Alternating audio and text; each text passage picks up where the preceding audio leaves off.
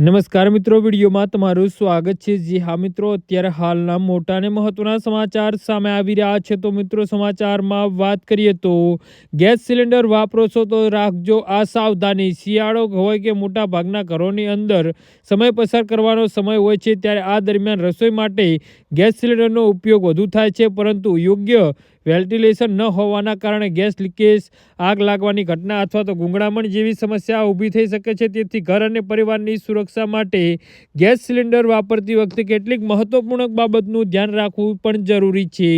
જી હા મિત્રો, શિયાળાની બહારની હવા ઠંડી લાગતી હોવા છતાં રસોડામાં હવામાં આવન જવાન રહેવું ખૂબ જ મહત્વપૂર્ણ છે। રસોઈ કરતી વખતે હંમેશા બારી ખુલ્લી રાખો અથવા તો એક્સડોર ફેન ચાલુ કરો અને ગેસ સિલિન્ડરની ક્યારેય ખૂબ ઠંડી અથવા તો સંપૂર્ણ બંધ જગ્યાએ રાખો નહીં। સિલિન્ડર હંમેશા સીધી અને સમતલ સપાટી પર જ રાખવો જોઈએ।